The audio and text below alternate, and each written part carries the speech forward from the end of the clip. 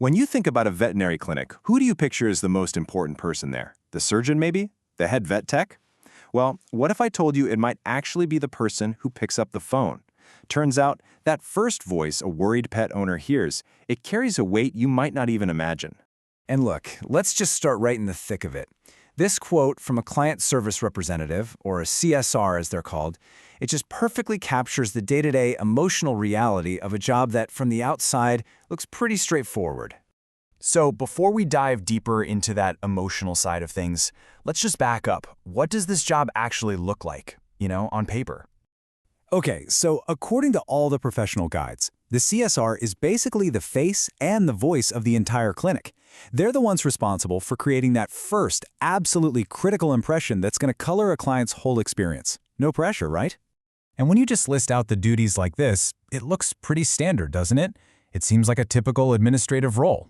Answering phones, booking appointments, handling payments, it all seems totally manageable. But this list, it barely scratches the surface. Because the reality is, anyone who's done the job will tell you, is that being a veterinary CSR is an impossibly hard job. And this quote right here, this gets to the absolute heart of it. CSRs aren't just filing paperwork. They're emotional shock absorbers. They're on the front lines, taking on every ounce of a client's fear, their anxiety, their frustration, and sometimes their grief. One of the most draining parts of the job, it's the money. The CSR is often the one who has to explain a really high bill or a costly treatment plan to an owner who is already completely distraught. And they have to witness that heartbreak firsthand when someone just can't afford the care their pet desperately needs. And hey, this isn't just coming from someone new to the field. This is a veterinarian, someone with 2 decades of experience, calling it one of the hardest jobs in the clinic. The quote, like being thrown to the lions. Wow, that's some serious validation from someone who has truly seen it all. So if the job is that incredibly tough, how does anyone even do it? Well, it all comes down to mastering the front lines with a few really key, really specific communication skills. I absolutely love this concept. It comes from a communications expert named Wendy Myers, the golden retriever smile. It's not just about, being nice. It's a deliberate strategy to project this real warmth and friendliness through your voice so that people can actually hear you smiling no matter how stressful your day has been. And this is a perfect example of how it works in practice. Just look at the difference here. The standard greeting on the left, it's fine, it's totally functional. But the golden greeting, it's personal, it's welcoming, and it immediately puts the focus on the pet. Those tiny little changes can have a huge impact on a worried person on the other end of the line.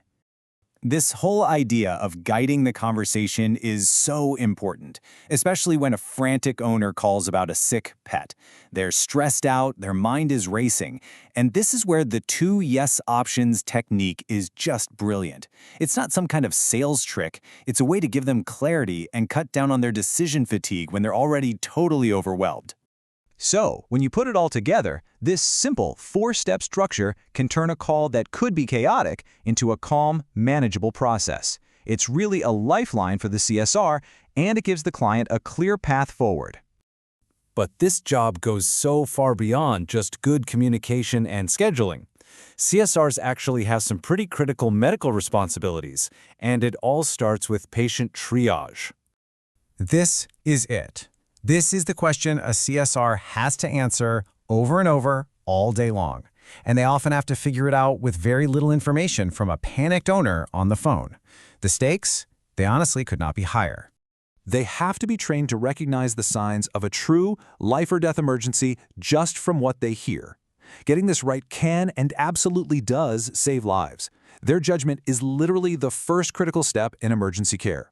Now let's be super clear here. It is not the CSR's role to diagnose anything, but their skill at asking the right questions, at calmly gathering the key info, that is what lets the medical team accurately figure out what's going on and get ready for that patient to arrive. But here's the thing. Even the most amazing CSR can't do it all alone.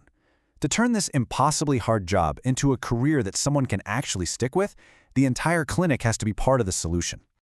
This is such a classic problem.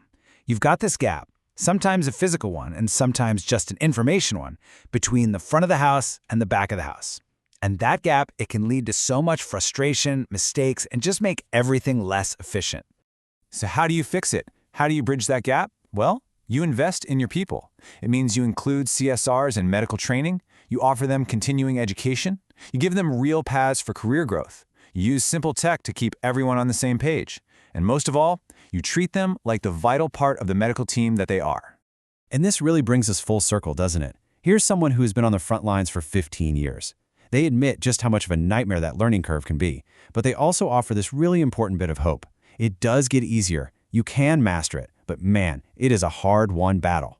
Which leaves us with one last big question to think about. When you consider the emotional weight they carry, the financial conversations they have to navigate, and the life or death triage they're doing every single day, maybe it's time we all rethink who really holds the most crucial job in the clinic. What do you think?